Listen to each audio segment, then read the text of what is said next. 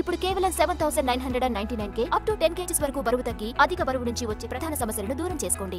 సంక్రాంతికి వస్తున్న తర్వాత వెంకటేష్ 2-3 ప్రాజెక్ట్స్ తో బిజీ. మీనాక్షి కూడా 2 ఫిల్మ్స్ లోడింగ్ చేస్తోంది. మరి భాగ్యం సంగతి ఏంటి? తెలుగులో ఐశ్వర్య రాజేష్ సినిమాలు చేస్తుందా? కోలీవుడ్ కే పరిమితం అవుతుందా? ఈ ఏడాది సంక్రాంతికి వచ్చి బాక్సాఫీస్ ని షేక్ చేసిన మూవీ సంక్రాంతికి వస్తున్నాం. వెంకటేష్, ఐశ్వర్య రాజేష్, మీనాక్షి చౌదరి నటించిన ఈ ఫిల్మ్ క్రింజ్ కామెడీతో కితకితలు పెట్టించి మాస్ క్లాస్ ఆడియన్స్ తో క్లాప్స్ కొట్టించుకుంది. 300 కోట్లను వెనకేసుకుంది. వెంకీ, ఐశ్వర్య, మీను మధ్య ఫన్నీ ఇన్సిడెంట్స్, బుల్లిరాజ్ డైలాగులు బాగా పేలాయి.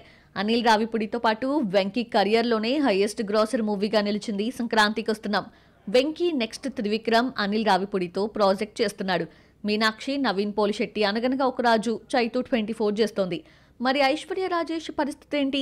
తన నుంచి సినిమా వచ్చి 10 నెలలవుతున్నా అమ్మడు ఇప్పుడేం చేస్తోంది?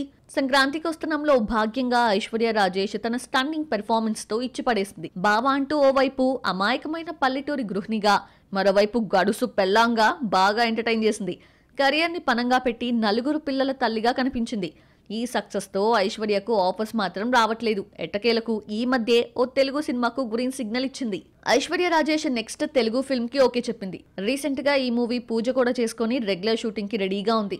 భరత్ దర్శన్ అనే కొత్త దర్శకుడు ఈ సినిమాతోనే ఇండస్ట్రీకి పరిచయం కాబోతున్నాడు. శివం భజే సినిమాను నిర్మించిన గంగా ఎంటర్టైన్మెంట్స్ పాన్ ఇండియా లెవెల్లో సినిమాను నిర్మిస్తోంది. మసూదతో పాటు రీసెంట్ గా హిట్ టాక్ తెచ్చుకున్న pre wedding show fame Thiruveer మరోసారి భాగ్యంతో జోడీగా కనిపించబోతున్నాడు. ఈ ఇద్దరు టక్ జగదీష్ లో జంటగా కనిపించారు. తెలుగులో ఈ నయా ప్రాజెక్ట్ తో పాటు తమిళంలో 3 మూవీస్, కన్నడలో ఉత్తరాఖండ్తో ఎంట్రీ ఇస్తోంది.